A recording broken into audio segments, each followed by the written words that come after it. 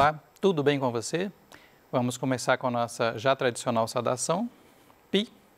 Seja bem-vinda ou bem-vindo a mais uma aula de matemática do terceiro ano do ensino médio. Meu nome é Alex Duarte. Nós estamos vendo uma parte da geometria chamada geometria métrica e de posição. O que é isso, gente? A geometria que estuda basicamente os sólidos, né? Geometria espacial. A gente já viu, né, uma aula de cilindro e vamos ver uma aula de cone, ok? Então, o tema de hoje é o cone. E, como sempre, vamos começar pela definição. Gente, matemática é definição, né? A gente tem que definir os conceitos. O que é um círculo? O que é um número primo? O que é um conjunto? Para, em seguida, trabalharmos com as definições. Então, cone é o sólido geométrico delimitado pelo conjunto de todos os segmentos que ligam os pontos de um círculo, chamado base, a um ponto fixo, chamado vértice, situado fora do plano desse círculo e pelo próprio círculo. É considerado um corpo redondo, pois possui uma superfície curva e tem a característica de rolar ao ser colocado sobre um plano inclinado. Isso é mais difícil de ler, gente, do que de mostrar, tá? Já vou mostrar a figura, mas antes eu vou comentar duas coisas. Lembra que o cilindro também é considerado um corpo redondo. Tanto o cilindro como o cone, se você colocar em cima de uma superfície lisa, ele vai tender a rolar. E pelo mesmo motivo do cilindro, né, nas fórmulas dos dois vai costumar aparecer o número π, né, porque o número π está associado a fórmulas que envolvem círculo, ok? Não só, mas há muitas fórmulas curvas.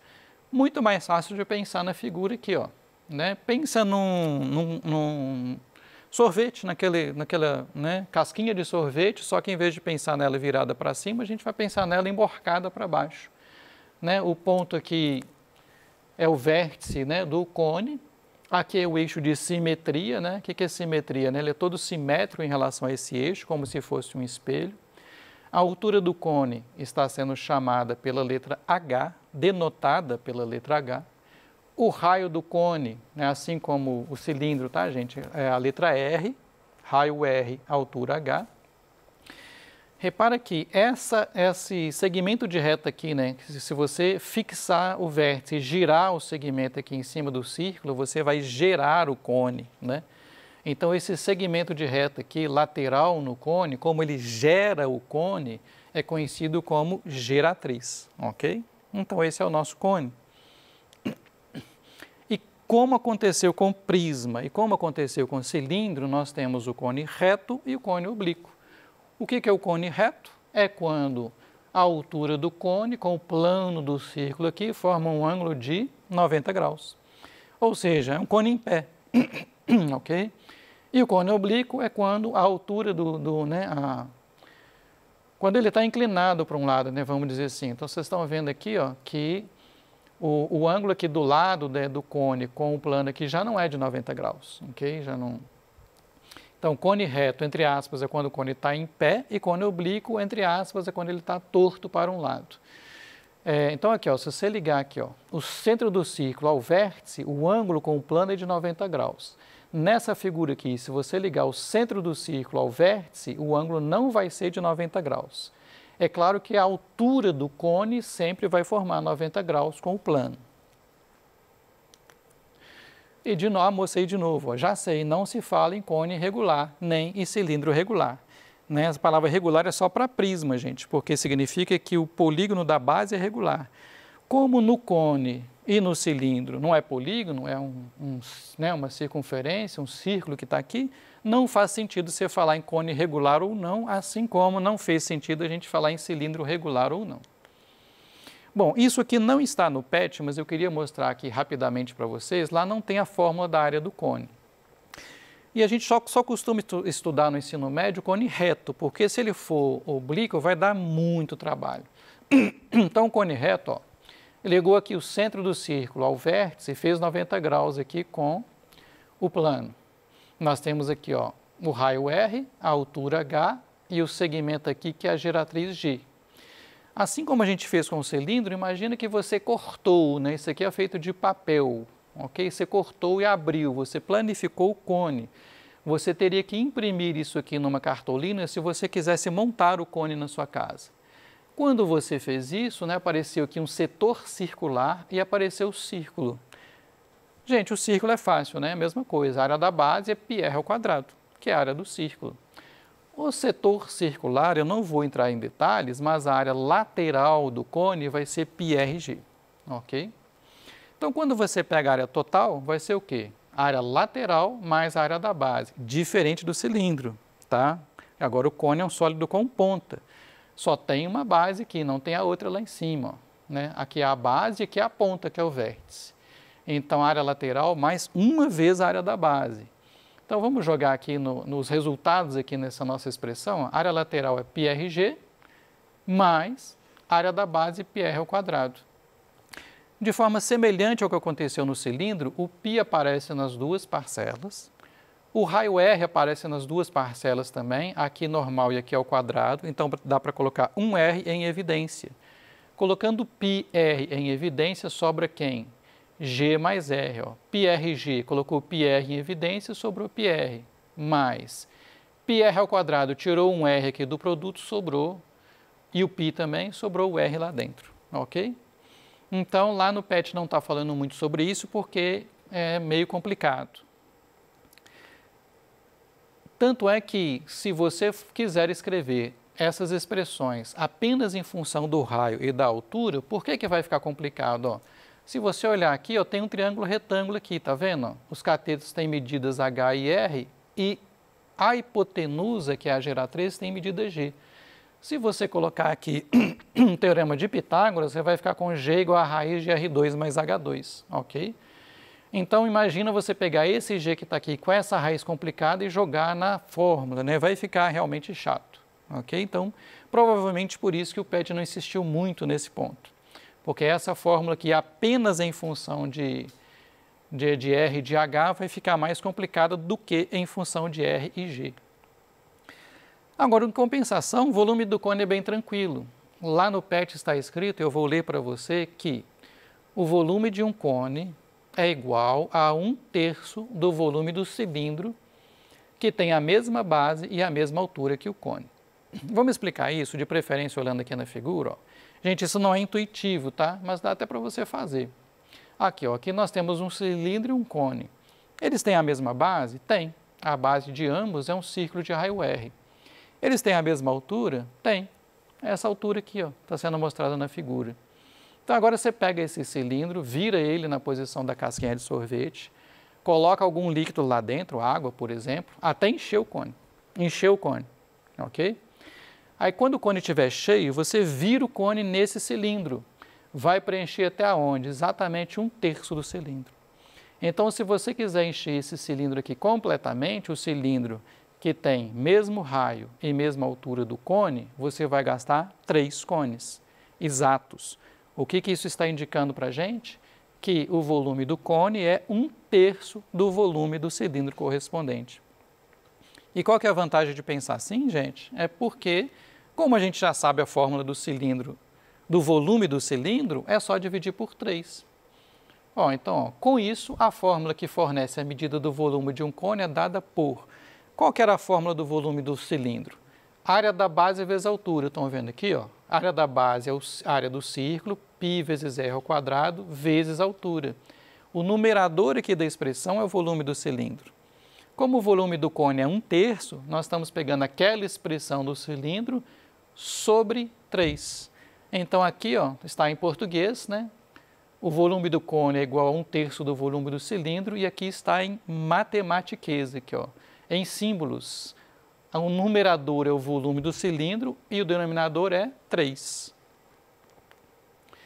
Vamos ver como que isso aparece nas questões? Então, aqui nós temos o PET 4, semana 2, na página 23, uma questão do Cefet de Santa Catarina, que diz assim: dado um copo em forma de cilindro e outro de forma cônica, de mesma base e altura. Eu quero ver onde você vai achar um copo cônico, né? Mas provavelmente seria uma taça. Se eu encher completamente o copo cônico com água e derramar toda essa água no copo cilíndrico, quantas vezes terei que fazê-lo para encher completamente esse copo? Gente, uma questão completamente conceitual, porque isso é o que nós acabamos de falar. As alternativas: 1 vez, 2 vezes, 3 vezes, 1,5 vezes. Ou será que é impossível saber, pois não se sabe o volume de cada sólido? Desconfia, tá, desse tipo de resposta, da letra E. Bom, mas nós acabamos de ver que o volume do cone, né, ó, está lá no enunciado, de mesma base, mesma altura, é 1/3 do volume do cilindro correspondente, né?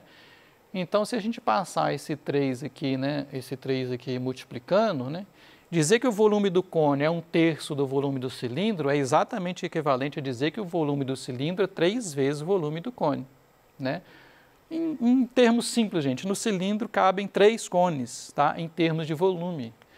Então, 3 vezes, né? O cilindro cabe 3 vezes a capacidade do cone correspondente. Quando falar correspondente, você já sabe. Mesma base, mesma altura. Mesma base quer dizer o mesmo círculo, o mesmo raio, ok? Então, essa questão era exatamente para saber se você guardou que o volume do cone é 1/3 do volume do cilindro correspondente.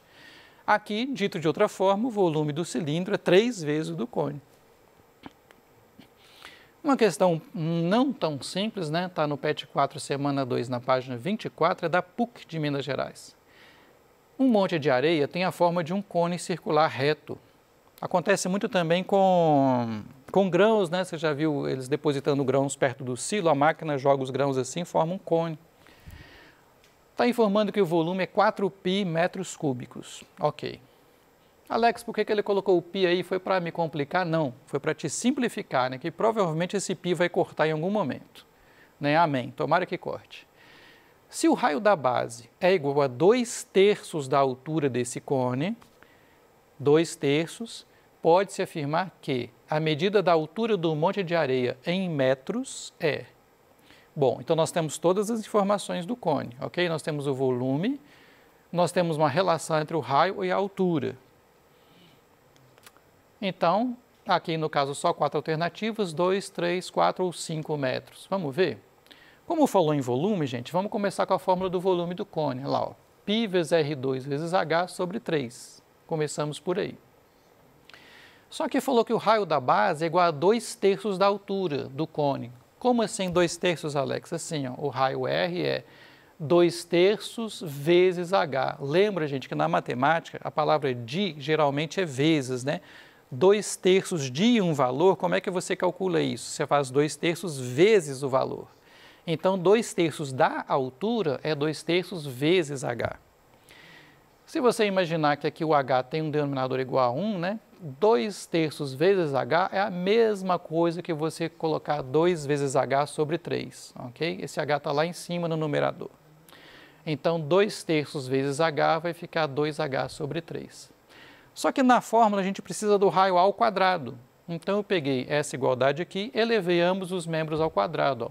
Raio ao quadrado igual 2H sobre 3, tudo ao quadrado. Mas, Alex, como é que eleva, né, uma fração, entre aspas, assim, ao quadrado? Ué, eleva o numerador, eleva o denominador. 2H ao quadrado vai dar 4H2, porque 2 ao quadrado é 4 e H ao quadrado é H ao quadrado mesmo. E no denominador, 3 ao quadrado deu 9. Então, o raio ao quadrado é 4H2 sobre 9. Por que mesmo que a gente elevou ao quadrado? Porque vamos juntar as informações agora.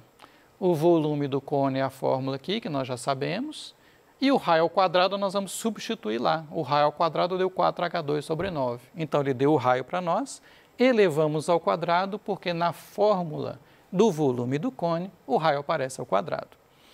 Gente, agora sim, basicamente acabou a geometria do problema. A álgebra vai ficar mais complicada, mas vamos devagar, ok? Então, lá, onde tinha o raio ao quadrado, colocamos a expressão que achamos, aqui, ó, 4 vezes H2 sobre 9. Né? O resto ficou igual. O π está aqui, o H está aqui e o 3 está aqui. Então, vamos devagar. Tem 3 elementos no numerador. Nós queremos multiplicar. Como assim?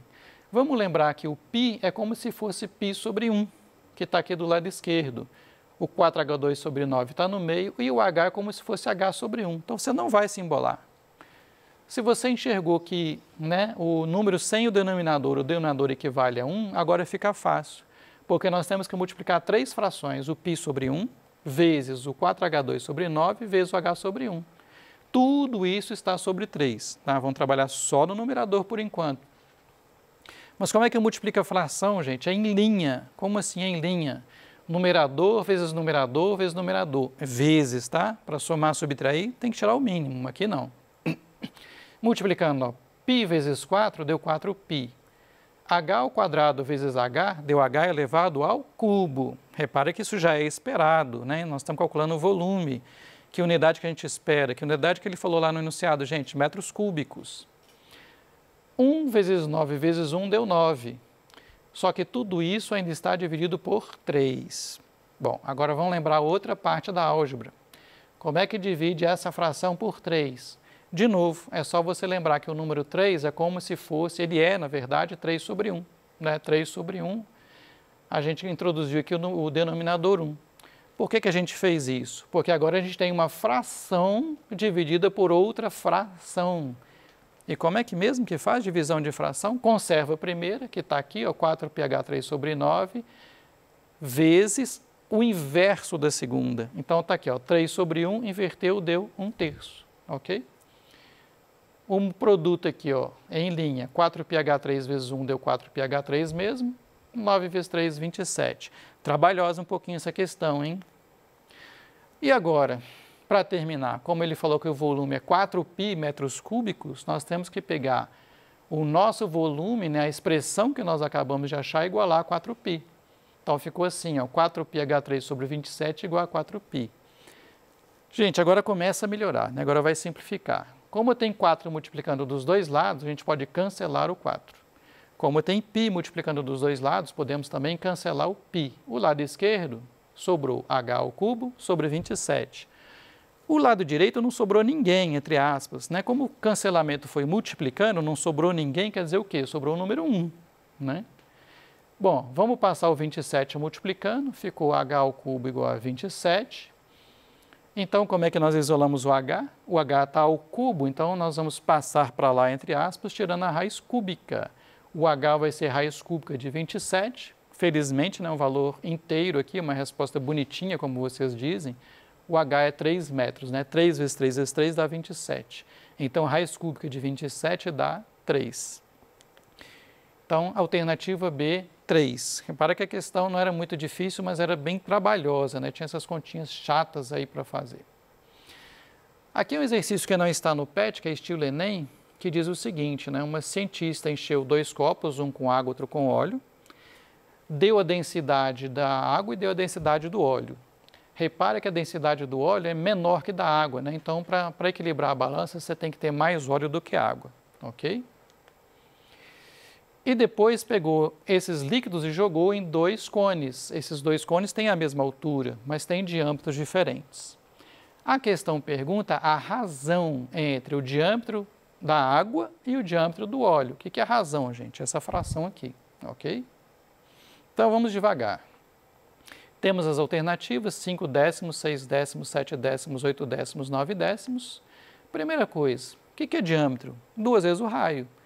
Então, a razão entre os diâmetros vai ficar assim, ó, diâmetro da água dividido pelo diâmetro do óleo. O que é o diâmetro da água, gente? 2 vezes o raio da água. E o do óleo também, 2 vezes o raio do óleo. Se você corta 2 com 2, né, fica raio da água por raio do óleo. O que eu estou dizendo para vocês em português? A razão entre os diâmetros é a razão entre os raios, é a mesma coisa, porque o 2 vai cancelar.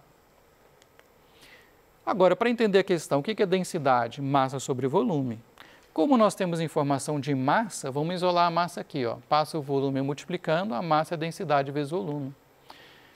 Como equilibrou a balança, gente? As massas são iguais. Então, ó, massa da água, densidade da água vezes volume da água, igual.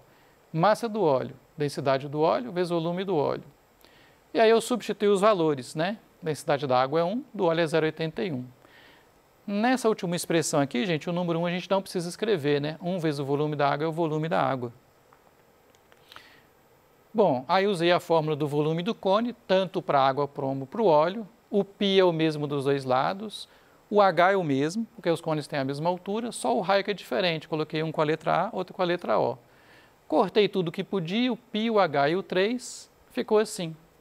Passei o raio do óleo ao quadrado dividindo. E como que resolve isso aqui? Escreve na forma de fração, gente, 81 sobre 100. Por quê? Os quadrados aqui eu posso juntar num quadrado só. Na hora que passar para lá, vai passar a raiz quadrada. Só que a raiz de 81 é 9, a raiz de 100 é 10. Então, a razão da água pela razão do óleo é 9/10. Também, não muito difícil essa questão, a alternativa é, mas bem trabalhosa, ok?